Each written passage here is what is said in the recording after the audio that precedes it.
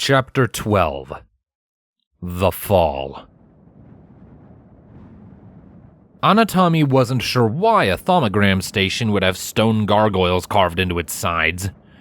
They weren't any kind of common sight on Fellis Island, but there was a solid half-dozen of the things leering out at the passerby on the street-facing side of the station.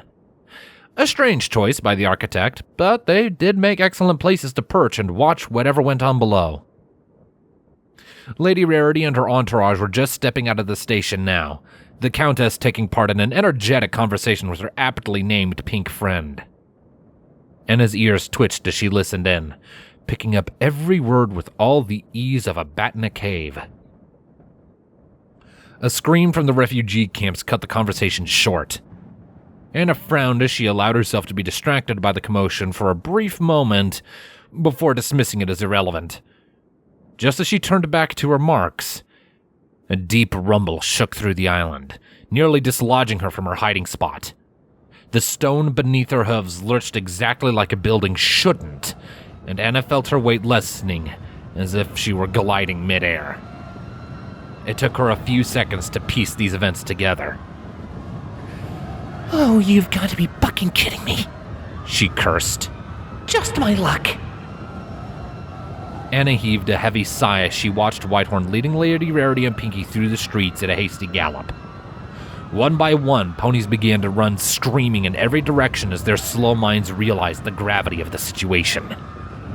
The quick might be lucky to secure passage on the vessel of a chivalrous merchant captain or ferry, but the limited space would turn many of those ships into flying riots. No doubt some ponies would lock themselves in their homes or shelters to spend their final futile hours praying to long-dead alicorns. She scoffed at their idiocy. The only thing that's going to save them is themselves. The rich would flee to their personal ships, stopping only the few minutes to determine which allies and assets were worth saving before casting off. Anna needed to be on the sip of ambrosia when it did so, but she had business to attend to first.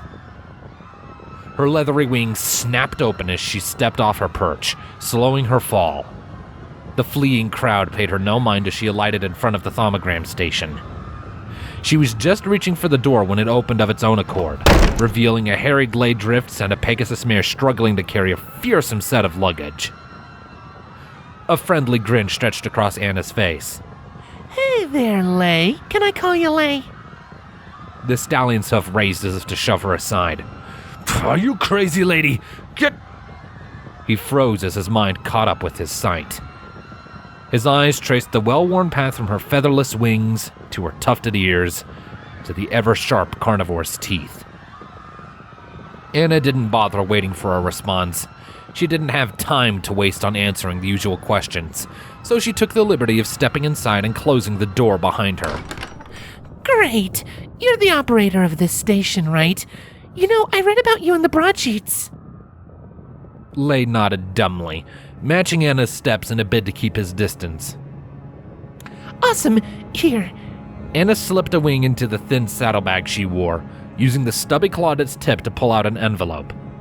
"I need you to send this out a few places. My sister's expecting mail, but it's hard to really pin down where she'll be. You know how it is with those wanderer types. And you might want to shut that cute mouth of yours and get started too. 'Cause if you haven't noticed, this whole island will be swimming soon enough." She ended the sentence with a snort and a giggle, holding the envelope before her. A sparkling brown aura pulled the letter out of her grasp. Lay Drifts turned it about before him for several dumbfounded seconds before throwing it back in a sudden burst of life. "Are you crazy, lady?" he shouted. "Get out of my way! I don't have time for no damn letter!" He took a half step forwards as if to remove her by force, only to falter when she didn't move. Anna rolled her eyes as she scooped the letter off the floor. "Why not, you plot hole? Your ship's all locked up all nice and tidy practically across the street." She tapped a hoof against his chest. "I'm the only one here that's really gonna miss a few stray minutes. Will this help?" She fished a drawstring pouch out of her bag and tossed it in her hoof so the jingle of its contents was clear. She lowered her stance as a heavy tremor shook the floor beneath her, accompanied by redoubled screaming outside. Lair snatched the bag up and his magic and peered inside. "These are bottle caps."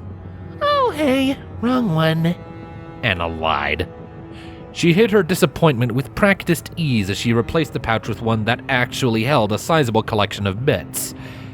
Someone else's bits. Lair glared at the bits within as he inspected them, then turned his smoldering gaze on the cocksure thestral. "Look here, miss." He spoke the word in a tone that made it clear he didn't think the title quite fit her. "I have customers ahead of you that still haven't had their correspondence set out. You wouldn't be cutting in line even if the island wasn't falling." He paused, his eyes darting to the door behind her. "I'll be at my summer home in a few days, and I know the owner of another station near there. I'll send your damn letter, but I sure as hey ain't gonna do it until I can trust the ground under my hooves." Anna rolled her eyes. Fine, whatever, just get it done. She stepped aside, offering an exaggerated bow. "A pleasure doing business with you," Lair growled. He wasted no time in brushing past her, his assistant wobbling along close behind. With her business handled, Anna stepped after them back into the chaos of the streets. The crowd had thickened in her absence, the ponies within surging towards the small private skyport down the street. The tower had never held more than a few private vessels during Anna's stay on the island, but already it was almost completely abandoned. A line of hired muscle had formed a cordon around the port's doors, engaged in a heated shouting match with the desperate crowd. She picked out Lair Drifts and his assistant shoving their way down the street, and wondered if the dam of social etiquette might finally break once they were let through. Hopefully not. She didn't want Gava worrying. Time to blow this joint. Anna turned for the larger public port that the Sip of Ambrosia was docked at. Navigating the crowd-choked bridges of the island and reaching the ship before Lady Rarity would be an impossible feat for any normal pony, but Anna was of a different breed. With a few powerful flaps, she took wing.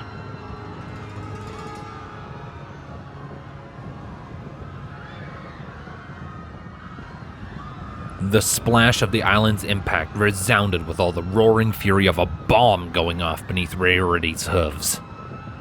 The water kicked up by the falling mass cast the island into shadow as they were thrown to the street. Rarity's vision swam as her head bounced off something hard. She raised a leg to her head and moaned, teeth clenched at the sting of pain. Rarity? The voice seemed distant, hidden beneath the ringing in Rarity's ears. Pinkie Pie's face appeared above her, wearing a hazy grimace. On your hooves, Rare Bear. The party's not done yet. The world spun. Rarity shook her head, feeling something warm and fuzzy slip underneath her, and a small wave of nausea as she was lifted up. Whitehorn's voice buzzed into her ear. "I've got her, Pinkie. Follow me." Motion. Rarity was not a big fan of motion at the moment. Her eyes rolled about as she caught a glimpse of a tower collapsing in the distance as it was struck by a titanic wave. Her vision blurred, refocusing just in time to spot a crowd of ponies being crushed by a chunk of bouncing marble. She shuddered, weak hooves sliding against Whitehorn's side as she tried to get up and run. Oh, Celestia, why was she so dizzy? Black fog was racing across the sky in scattered clumps. She frowned up at it. So dirty, these skies. Rainbow had to clean them up some. She felt wetness splashing against her face and tried to wave it off with a hoof. The sky was replaced with darkness, and all Rarity knew was the dull pounding of hooves on stone and the sound of rushing water. The annoying ringing began to fade. She blinked in surprise as she realized she was being carried on some stallion's back. A glance down to his flank gave no answers. The stallion was somehow lacking any sign of a cutie mark. What's going on? Rarity mumbled. There was still some nausea, and it threatened to spike when she spoke. I think she's getting better. Pinkie set off to one side. Don't worry, Rarity. We've got you. The bouncing motion stopped, and Rarity felt herself being laid up against a wall. The stallion bent down to look into her eyes, and her muddled mind caught up enough to supply his name. "Are you well, my lady?" Whitehorn asked. "Can you walk?" My poor head. Rarity forced herself to look around and take in her surroundings. They looked to be in the stairwell of an apartment building. Gray light filtered in through a window. I think I'm fine now. Where are we? Whitehorn grimaced, his eyes darting up to the window. "The streets aren't safe. This building looked sturdy enough, though we surely can't stay here for long." Pinkie was peering outside as well, her mane drooping. There. We really can't save them? Whitehorn shook his head. "There's nothing we can do for them, Pinkie." He was breathing hard, a sheen of sweat coating his fur. "We need to get to the ship. It's our best bet to get off this island." Rarity struggled to her hooves, testing her strength. She gave a slight teeter to one side before recovering. We already agreed on this, Pinkie. I know it's hard to watch and do nothing, but we'll be in a far better position to help once we have our ship. It hadn't been an easy decision to make, but there was little alternative once they realized the island was truly falling into the ocean. I'll find a way to make up for this. I swear it. "Let's go," Whitehorn said. He stood at the foot of the stairs, looking to Rarity. "Do you need a shoulder?" Rarity gave a breathless nod, allowing the stallion to support her weight as they started up the stairs. Most of the windows had been shattered by the island-cracking tremors which had continued to rack the city. Their jagged remnants granted her terrible glimpses of the disaster just outside. She saw ponies caught in the street by the surge of water racing in from the new coast. Dark, sinuous shapes raced through the drowned streets, their barbed forms slicing through the water like bullets aimed at any pony struggling to stay afloat. Pieces of architecture, and sometimes whole buildings or chunks of earth were bounced between the sturdier buildings by muddied waves, where the lucky and the fast huddled on the roofs and upper levels in a bid for safety. She wanted to help these ponies, but she could barely help herself up the stairs. Her tears saved her from having to see anything more, and she aimed her eyes ahead. The whipping wind slapped at Rarity's face as they came out onto the roof of the apartment. The building's location on one of the taller hills of Fellis had saved it from the worst damage, but it had still developed a dangerous tilt. Its smaller neighbors had been torn away from their foundations, leaving the construct as a lonely island in an ocean of chaos. The path to the leaning tower that held the sip of ambrosia had been demolished by the ocean, replaced with frothing white rapids that twisted and smashed against a riverbed formed of broken buildings and piled rubble. Whitehorn sighed. His voice was low, his eyes locked on the distant towers. The cracks near its base began to thicken and spread. Well, any ideas?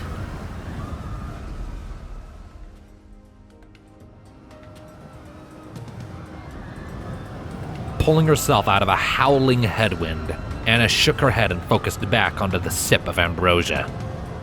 She was nearly there now, but the port tower had begun a dangerous teeter, pulling the lone ship moored to it like a clumsy dance partner.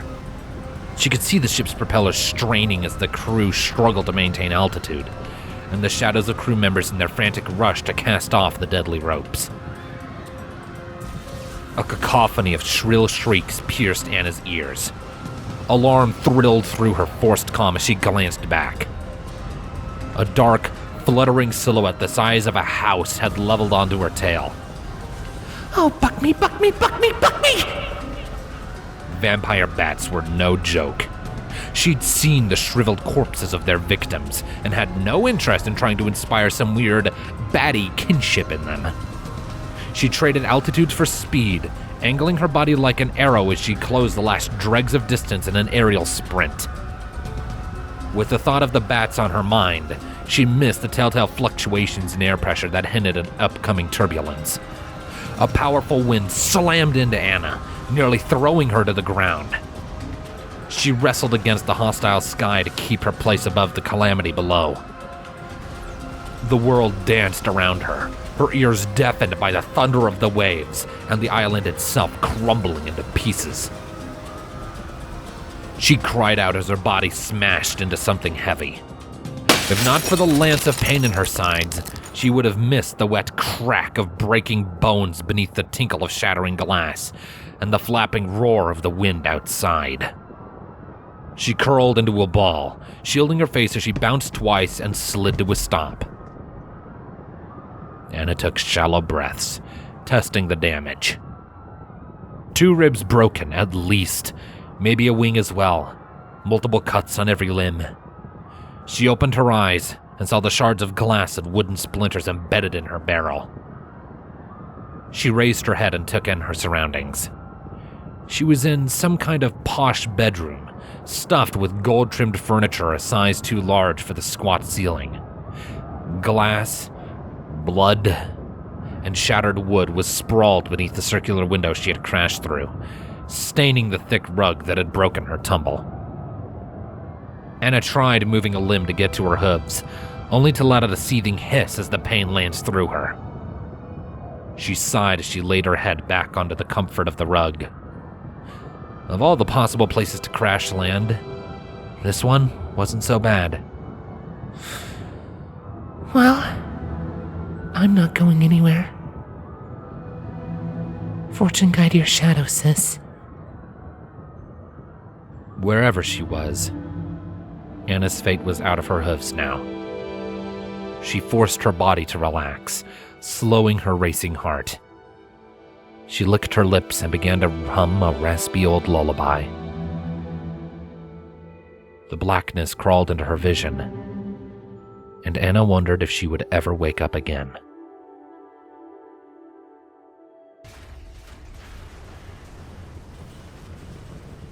This isn't really what I'd had in mind.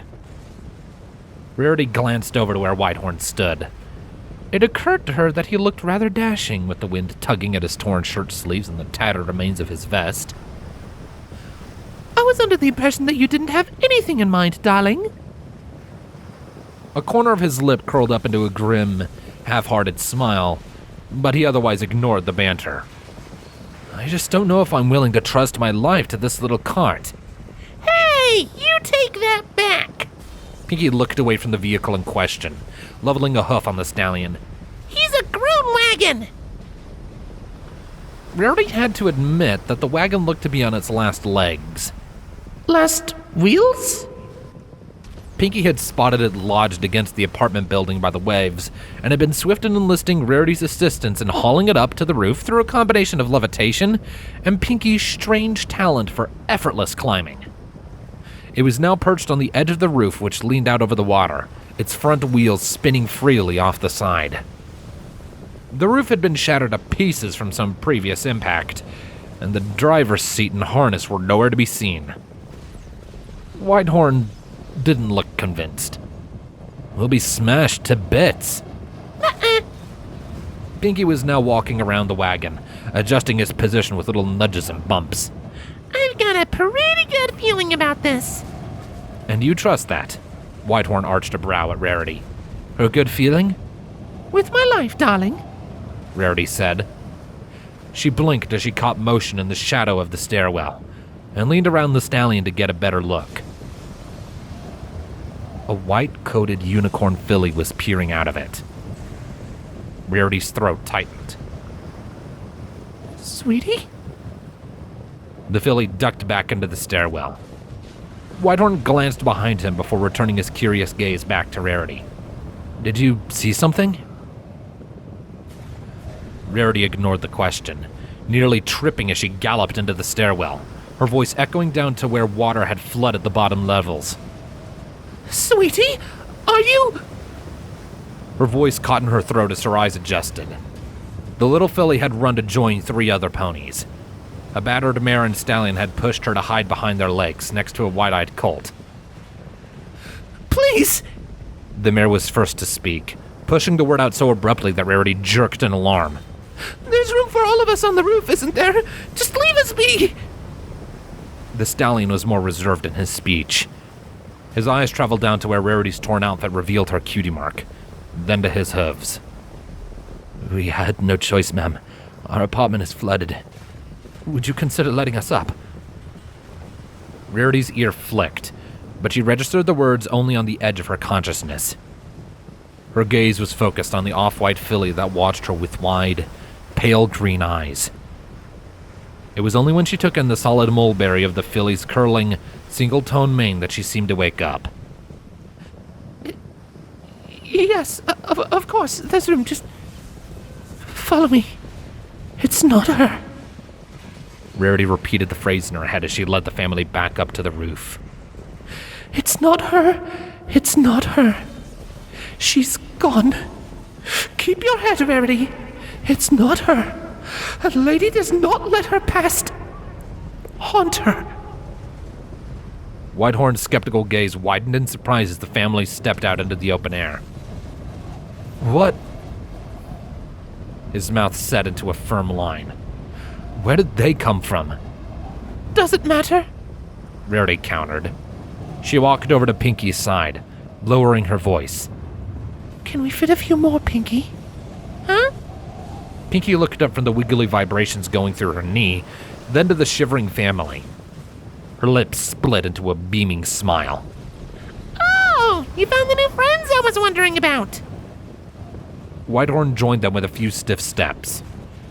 You've put us in an awkward situation, my lady, he whispered. Rarity frowned. How's that? If we had left a little sooner, then we wouldn't have to worry about this. But how do you think they'll react when we leave them stranded on this rooftop? He asked. We aren't leaving them, silly filly. Pinkie cheered. She frowned, cocking her head. Is there another word for silly that rhymes with colt? Silly colt. Dolt. Colt. Whitehorn scratched a hoof against the floor, nostrils flaring. It's bad enough you intend the three of us to ride this thing, Pinkie. You can't honestly expect it to hold 4 more ponies. Pinkie was still muttering into her hooves, so Rarity opted to speak in her place. You would have us leave them? Whitehorn sighed.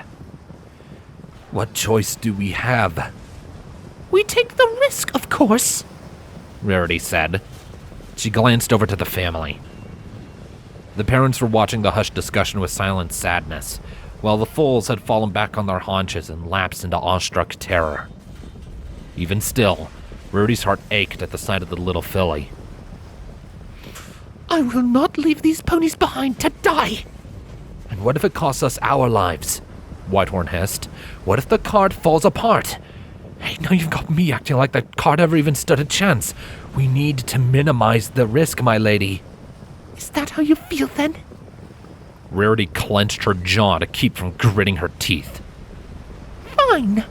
Why don't you just go on your own, Minimize your risks, sir. The rest of us will find our own way.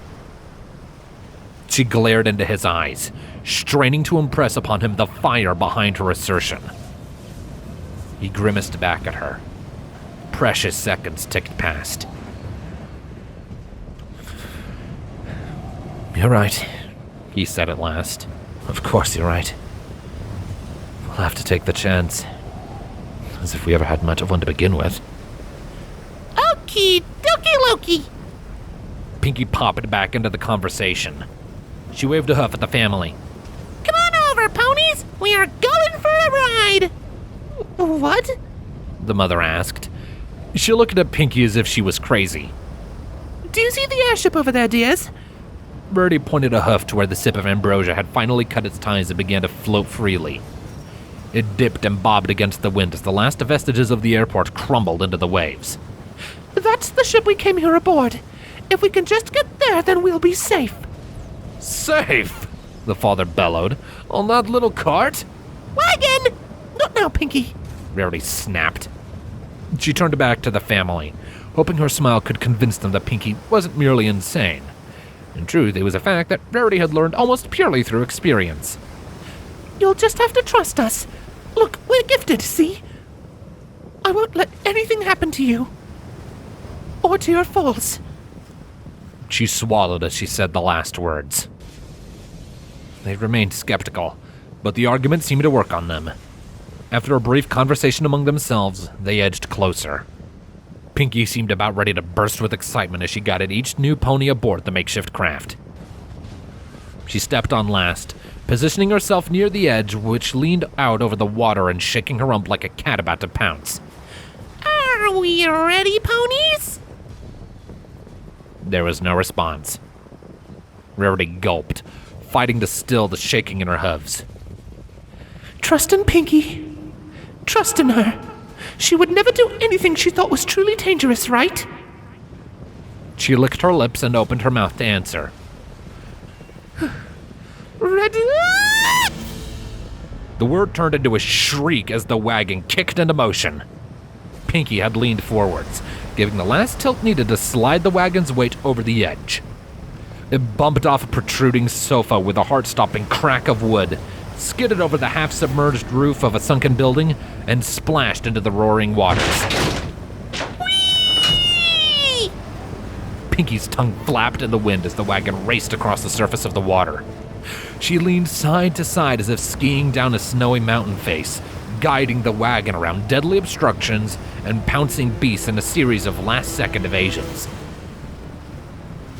Rarity had pushed herself up to the back of the wagon, joined by every pony else. Her mind had been seized with a combination of terror and exhilaration so potent that she couldn't manage a single coherent thought. She just screamed, took a deep breath, and screamed as the airship in the distance grew larger. You need to help too, Rares! Pinkie shouted back. Most of the wagon's left wall was torn away as they ripped past the top of a submerged bridge. Hold us together! What? Rarity forced herself back from the brink of panic and assessed the situation. She had been too busy screaming to notice earlier, but the wagon had become noticeably smaller as the rapids chipped away at it. The planks were shaking around her as if they were about to fall apart, and Rarity realized the meaning of Pinkie's words. I'm not sure if I can! I believe in you! Pinkie grinned back at her. Do you believe in me? Rarity took a deep breath, nodding. She had to try, if nothing else. The wagon might not be made from clothing or sewing tools, but the adrenaline racing through her veins didn't seem to care either way. The blue glow of her horn encased the wagon as she gnashed her teeth and fought to hold it together. Time passed in a vivid blur of motion. The screams, roaring rapids, crumbling island, and collapsing architecture combined into a single, unending volley of chaos. Rarity closed her eyes and focused all her thoughts onto the single task: hold them together. Failure would most likely mean death, not only for her and her friends, but also for the family relying on her. She took strength from the thought. Her own Sweetie Belle might be gone, but Rarity imagined she could give her all to save someone else's. Home stretch, ponies! Pinkie's voice called. Hang on to your horseshoes! Rarity cracked an eye open and immediately regretted it. The land between them and the ruins of the airport had been severed by one of the devastating earthquakes, splitting the island into pieces. She had just a split second to see this before the airport seemed to duck out of sight. Her stomach lurched. Pinkie maintained a precarious balance on the single plank of wood that remained of the wagon's front half. Her hips wiggled in excitement as she crouched low, her tongue flapping in the wind. She looked back to Rarity and winked. Just a little longer, Rarity! There was a part of Rarity that wanted to ask for clarification, but the rest of her was smart enough to know that asking would probably not help. Either way, she only had to wait a few more seconds to find out. The nauseating bucking of the wagon as it was tossed on the waves vanished with a startling suddenness. The wind whipped at Rarity's hair as her heart stopped. The world seemed to slide up, and then down before her eyes as the wagon jetted off the raised edge of the chunk of island, hung in midair for a brief moment of exhilarating respite, and then raced back down under gravity's harsh control. Pinkie balanced on one hoof the entire time, screaming her joy at the world. The wagon bounced against the waves with a bone-shaking splash, leaving behind most of the right side. It landed on something solid and began to skid, losing more and more planks along the way. There was one more moment of thoughtless peril as it began to fall once more, and then it finally shattered to pieces. Rarity covered her head with her hooves as she tumbled across the rough surface of a building. She came to a stop and found herself incapable of movement, as her mind both celebrated its survival and tried to cope with the last few minutes of her life. At last, she mustered the focus to tilt her head and look at the 5 ponies sprawled over the building alongside her, most with the disbelief still plastered over their faces. Did we make it? Where's Whitehorn? The pink mare bounced to her hooves without hesitation, beaming at Rarity. Near-death experiences are so much fun when you don't die.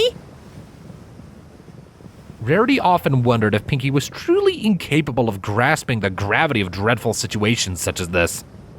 Her penchant for treating any particular deadly moment as a carnival ride seemed to indicate otherwise, but it was difficult to accept that alongside the fact that she had clearly just guided a wagon on the brink of falling apart through the vicious rapids of a collapsed city falling to pieces. Perhaps she laughed at death only to help her friends cope. Perhaps she really was just a fearless filly playing in a thunderstorm. Either way, Rarity decided not to comment on the matter just then. She struggled to her hooves, fighting to remain upright as the world spun around her. Is everybody well? Where is Whitehorn? Here, my lady. Rarity turned to see Whitehorn clinging tightly to the top of a chunk of grooved marble that had been deposited on the building. He blinked and shook his head as he released his grip and slid down to join them. Are we all okay? Whitehorn asked. Are you kidding? Pinkie asked. I haven't had this much fun since the Changeling invasion. Rarity had neither the will nor energy to roll her eyes. We can still walk, at least. She looked around, confirming the validity of the statement as the family picked themselves up and took in their surroundings.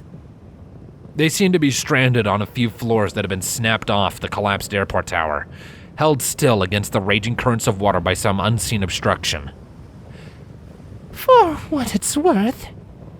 Oh, touch your tail! Rarity threw herself to the floor without hesitation. Oh, sweet Celestia, what now? She winced as something limp and scratchy plopped down onto her muzzle. It took a full second for her strained mind to recognize the object as a thick, knotted rope. Following the trail up, she picked out the shadowed shape of the sip of ambrosia fighting to hover above them, a pony waving frantically from the top of the rope ladder. Whitehorn was first to react. He wrapped the bottom of the ladder around his forelegs, squaring his haunches. Let's not waste any time. You four go first. The family was quick to obey the order, each of the foals clinging onto a parent with shivering hooves as they raced up the ladder. With a beckon from Whitehorn, Rarity went next. She felt the ladder jerk as Pinkie began to climb beneath her, and then start to swing in the wind as Whitehorn started the ascent. It was a difficult climb, but Rarity found herself pushed upwards by the relief flooding her heart. Relief not just, or even mostly for her own safety, but also for the safety of the family that climbed above her. The filly looked down at her from the safety of her mother's back, expression caught somewhere between relief, terror, and giddy excitement. Rarity's mind drifted against her volition to thoughts of her sister. No doubt Sweetie would have had a similar reaction to the situation.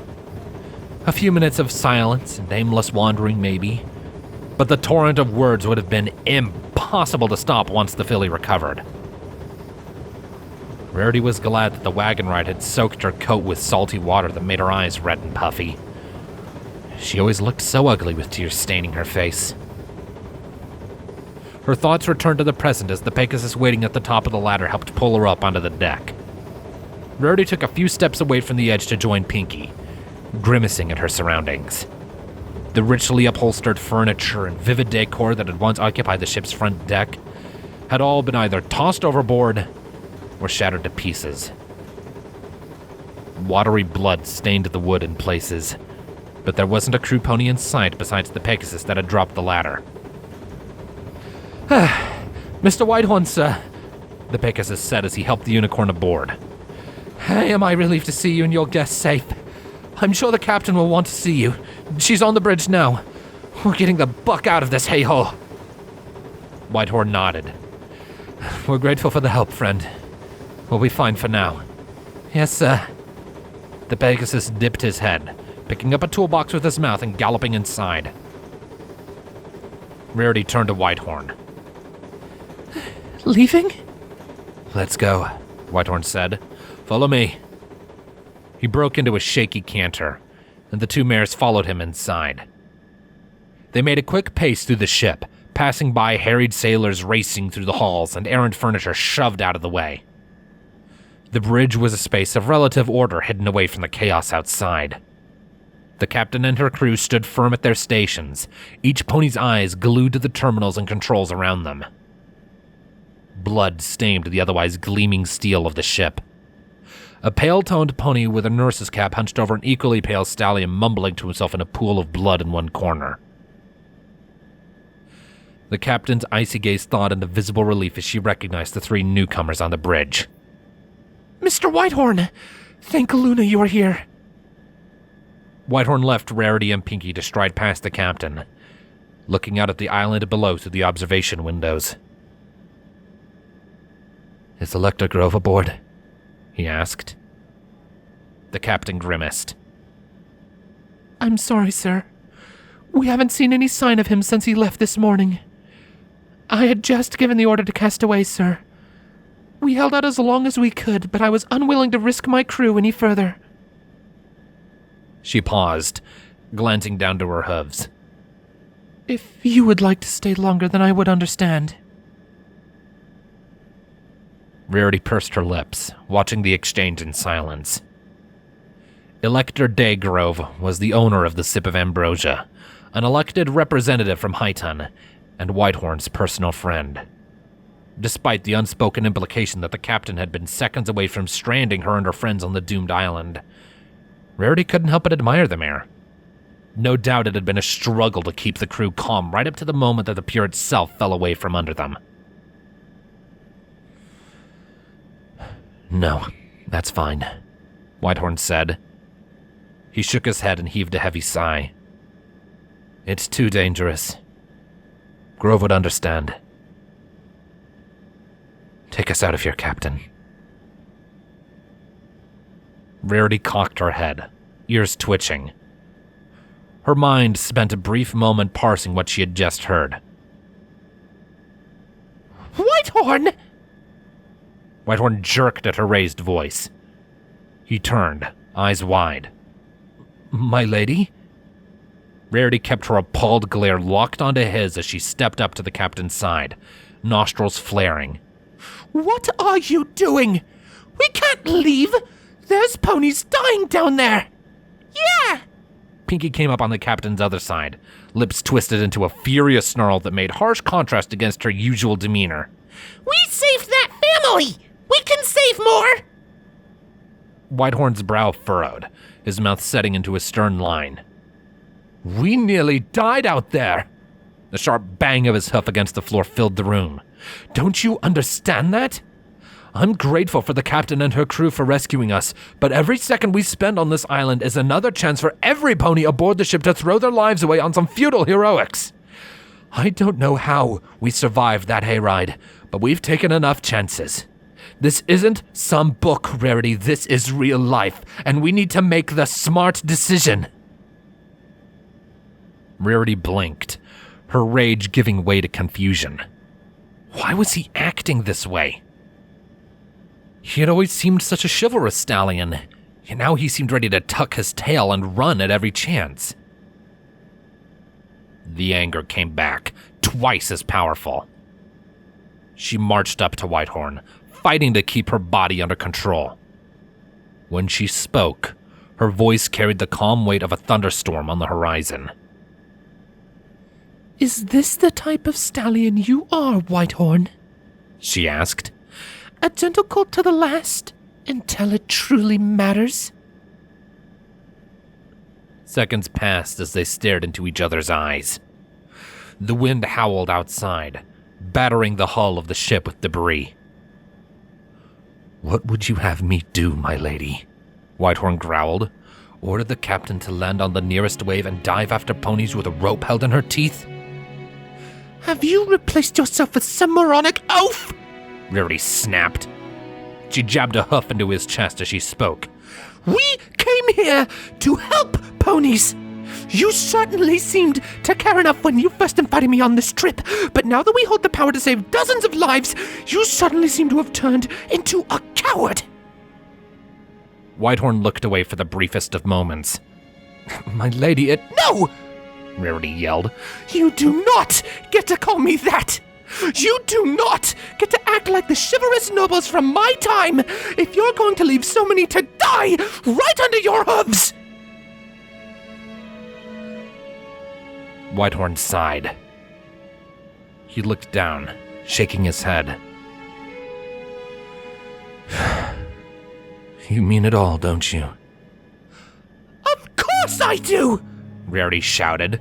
Celestia, help me, Whitehorn.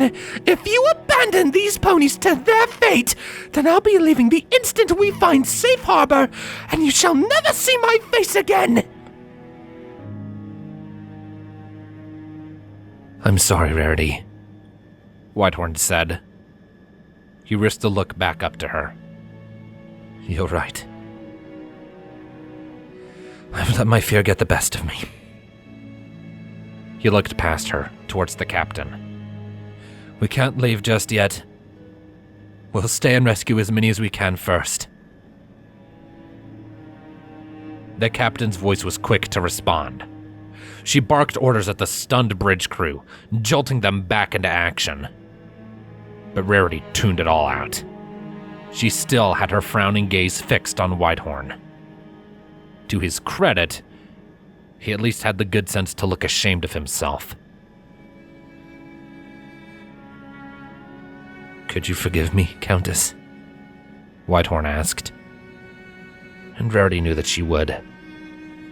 Fear could chill the flame of even the most outspoken pony, and a moment of panic was hardly a thing over which to turn a budding friendship into a smoldering rivalry. A lady did not hold pointless grudges. Rarity had faced danger and death multiple times, and she sometimes forgot that others went all their lives without such peril. Despite the moment of weakness, Whitehorn was otherwise an unfaltering gentle colt. But it would take time to get over what Rarity saw as a small betrayal of her own trust.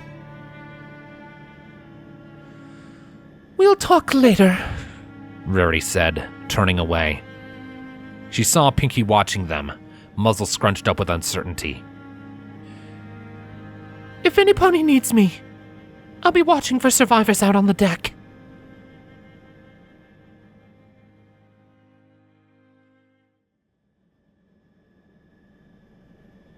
Anna groaned as consciousness forced itself back onto her. Hot fucks, I'm still alive? Her whole body was pounding like the family drums at a zebra reunion. Her tongue was drier than a rat drained of blood. She could feel the tight constraints of bandages around her barrel and limbs and head, a sensation she had learned to recognize over years at Gava's side. She imagined a little pony in her brain being assaulted by wave after wave of critical damage reports, and wished above all else for the dreamless darkness to return and save her from the onslaught of pain. It was pretty warm, though. Warm and cozy. So she had that going for her. Accepting that she would just have to deal with being conscious for now, Anna decided she might as well get a better hold of her situation. She cracked an eye open, waiting patiently for the blurs around her to resolve into something more meaningful. In the meantime, she focused on her ears, noticing for the first time that the hushed chatter that surrounded her. Whether due to the low volume or the mental retardation granted by whatever head trauma she'd subjected herself to, she found it impossible to make out any words. With a mental sigh, she turned to her sense of smell. Ah, now there's something. The unmistakable scent of baked goods tickled at her nose. Returning her focus to her sight, Anna found herself tucked beneath a scrawny rag of a blanket. For a moment, she was confused as to why she felt so warm beneath the pathetic piece of fabric. And then she realized that what she had taken for fuzzy walls or pillows at her sides were in fact other ponies, each wrapped in their own makeshift coverings. Anna took a trio of deep breaths, bracing herself for the pain she was about to put herself through. She seethed as she pushed herself into a sitting position, leaning against the wall behind her. The world spun, and she let it do its thing while she took solace in the happy fact that she hadn't shrieked in pain. Once her eyes saw fit to focus, Anna realized that she was in a hallway. The material, design, and gentle rocking of the floor implied an airship. The ponies to either side of her drew back at her motion, taking the precious warmth with them. Buck them. She didn't need them anyways. She was used to being alone when Gava wasn't around. The memories came back to her in a rush, but Ava took her time sorting through them. She remembered the gifted she was stalking, the island crashing down, and her race against time to reach the sip of ambrosia. Her face contorted into a sloppy grin as she realized that she had made it. The crew of the Ambrosia must have found her, treated her wounds, and left her somewhere to sleep them off alongside the fresh refugees of the former Fellis Island. It was a relief, to say the least. She had survived the fall, and even managed to keep on the trail of her prey. Assuming, that is, that the two gifted had also escaped aboard the Ambrosia. Good morning, Sleepy Bat. It was only through a wealth of experience that Anna kept the scowl off her face. Her eyes focused in on the offensively pink mare in front of her.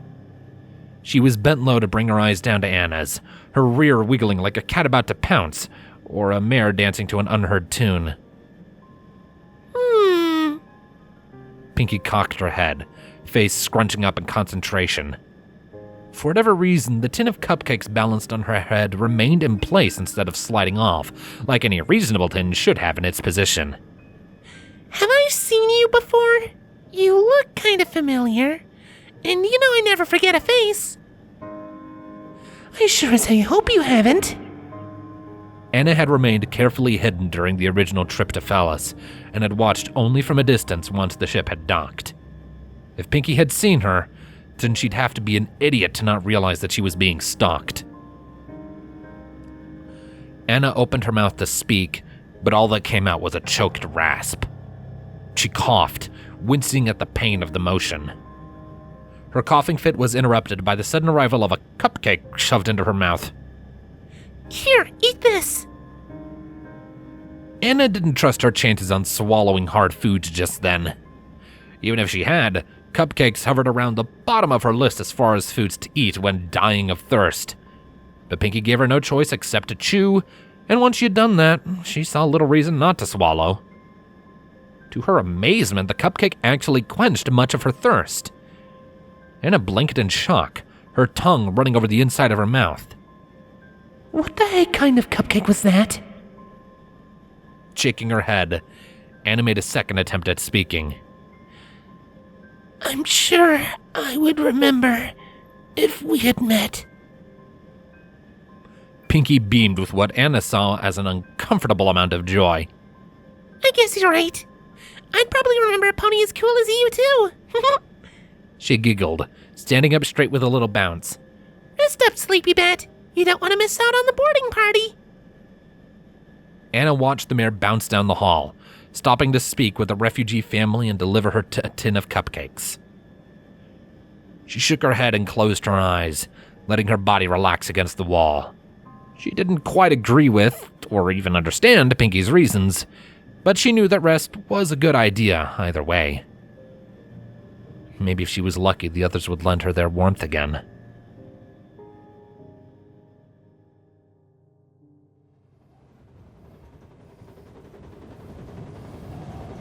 Rarity stood on the rear deck of the Ambrosia, her eyes set on the empty horizon in the distance. She had surrendered her room and her bed to ponies that needed them more, and sacrificed much of her new wardrobe to make blankets and bandages. She would sleep in the halls and spare rooms among the refugees when the time came. For now, however, sleep seemed a distant, impossible dream. She reviewed the events in her mind. She had spent at least an hour on the deck, dodging swarms of vampire bats, tossing ropes, and hauling those ponies lucky enough to survive until Pinkie spotted them. The Earth Mare had an uncanny sense for where to find survivors, and it was only due to her that they'd been able to save so many.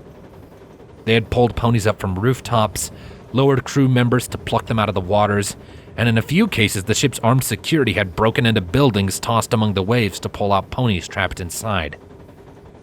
Pinkie had found them all, and she had still seemed on the verge of tears when they were finally forced to back away by the terrible storm that had surrounded the island. Because for all of the ponies they had saved, there were so many others they hadn't. Ponies swept beneath the frothing rapids before a line could be thrown, or knocked from the rope ladder by gusts of wind and debris, or even caught by the ocean beasts and dragged to their deaths as Rarity watched helplessly from above. Rarity wondered if Pinkie had sensed even more. She wondered if Pinkie had been forced to choose between who to try and save. Whatever the case, Pinkie had thrown herself fully into caring for those they had reached in time. She hadn't slept at all, instead distributing food and cheer from her own endless reservoir of laughter for those that had lost everything. She seemed to take some solace in this act, and Rarity hoped that Pinkie wouldn't regress back into the sullen, quiet mare she had been upon first seeing the drowned Equestria. Rarity couldn't sleep either, though for a very different reason. The death she couldn't help but feel guilty for hung on her conscience, yes, but as terrible as that guilt was, there was something more that had consumed her waking thoughts. It was something that she had seen while scanning the drowning islands for any sign of survivors. A flash of light had caught her eye, there for an instant between two buildings, and then gone. At first, she had thought it to be a stroke of lightning, but something about it had set her watching. She had kept her eye in that direction as she searched, the strange illumination scratching at the back of her mind. It had returned only once, close enough for her to make out details. She wasn't sure if any pony else had seen. She wasn't sure if she even wanted any post to have seen. Now that she thought about it, she wasn't sure if she even wanted to have seen it herself. It was this second glimpse, this moment of clarity, which had haunted her mind ever since. She had stood in this same spot on the rear deck, looking back, unable to bring herself to share it with any pony else. Rarity knew that she could be melodramatic at times, and she knew that the world had already ended, and yet it felt to her as if the world was ending all over again. Or perhaps it was only just now ending for her. There had been a pony in that light. She had been tall, nearly twice as tall as Rarity. A long, twisted horn had adorned her forehead. 2 majestic wings had spread above her back, the feathers drooping and flaky. Her patchy, torn coat had once been an immaculate white, but had faded to the dull gray of waterlogged parchment. Her mane and tail were the same beautiful, flowing kaleidoscope of colors Rarity had always admired. Rarity had met Princess Celestia's eyes,